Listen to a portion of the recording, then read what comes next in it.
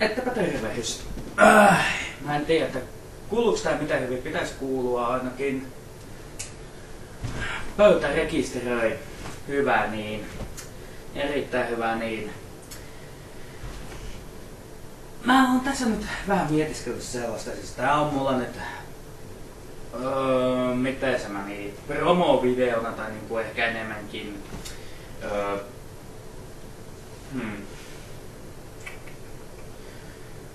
esittelyvideona. Eli mä oon Toni Joronen, niinku jotkut voi minut jo tietääkin tällä nimellä näin poispäin. No hitto, unohtu tukkalla, että no joo, saada. Ja mä oon aikeissa ruveta pitämään nyt täällä YouTubessa tämmöstä kanavaa, missä niinku mä leivoskelen ja annan reseptit.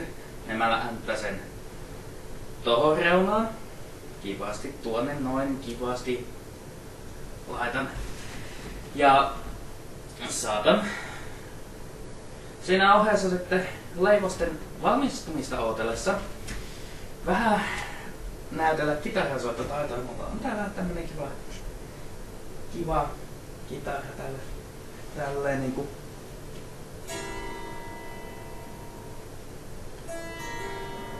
Joka on näköjään epävireissä. Pitää viritellä. No, anyway. Eli, mitä mä olin tässä sanomassa?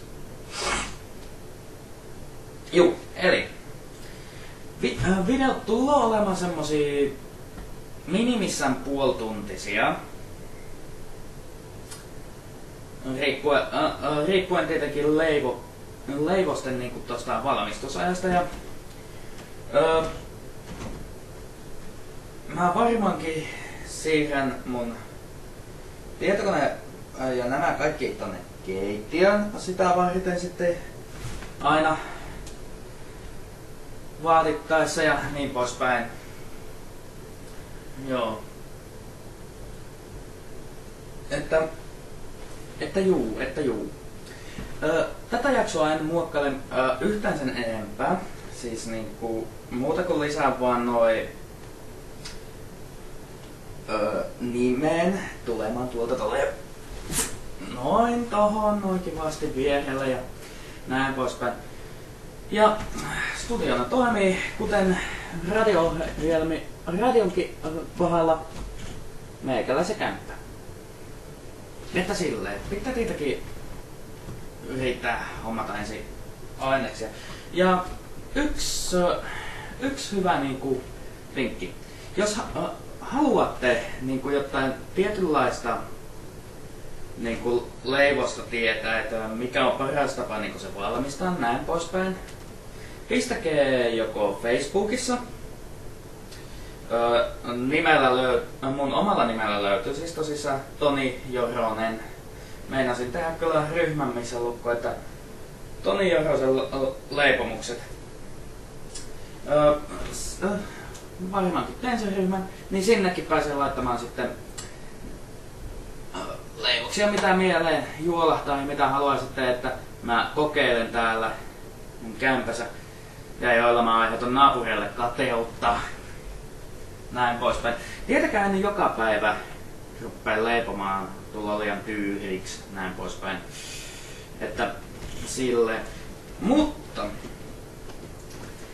sen verran voin sanoa, että ensimmäisenä herkkuna, minkä mä teen, niin on aikasta lailla perinteinen, no melkein perinteinen, korvapuusti niminen pulla. Täyte siinä tulee olemaan erilainen, että sen takia se ei tule ole ihan täysin perinteinen.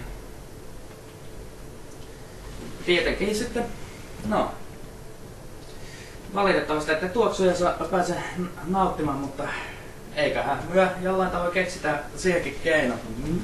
Tästä sohvalle kivasti näin. Ja. Ettäpä silleen. Miks? Mä oon liian lyhyt.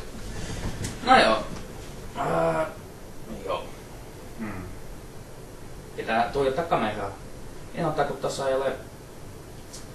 No joo. Vitsaile. Joo, ettäpä silleen. Ei siinä muuta. kuin että jääkätten odottelemaan herkkuja. Siihen asti, morjens!